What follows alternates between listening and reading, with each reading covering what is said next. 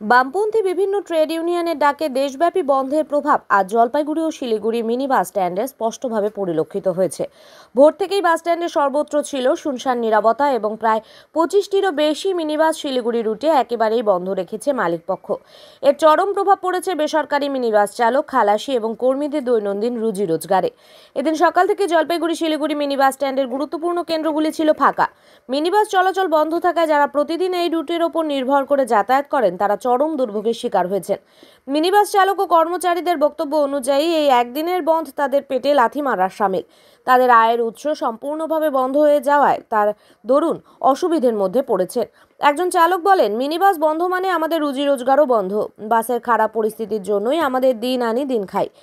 আজকের বন্ধের ফলে আমাদের পরিস্থিতি আরও খারাপ হয়েছে। তাদের অভিযোগ, এমনিতেই নিত্যদিনের আয়ে টান পড়ে, তার উপর এই ধরনের বন্ধ তাদের জীবনযাত্রাকে আরও কঠিন করে তুলছে। একদিনের উপার্জন হারানোর অর্থ তাদের পরিবারের ভরণ পোষণ এবং দৈনন্দিন প্রয়োজন মেটাতে হিমশিম খাওয়া।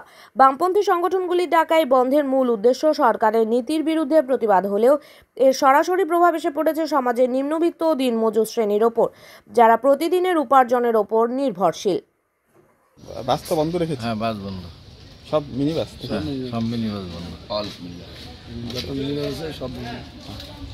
আজকে ধর্মঘটের জন্য অল টোটাল বন্ধ। আমাদের সাথে কী হবে, কিছু কিছু গাড়ি রিজার্ভ আছে, সারা চলে যাবে, বেড়া যাবে। তাছাড়া টোটালি বন্ধ। পরিষেবা তো কোনো দেওয়া অসম্ভব, কারণ বন্ধের বাজারে লোকজন নেই। গাড়ি চালাবো কার ভরসায়? লোকই তো নেই না, পড়াশোনা লোকই নেই। লোক কোথায় এমনিতেই মিনি বাসে কোনো লোকজন আসে না, তারপরে হরতাল।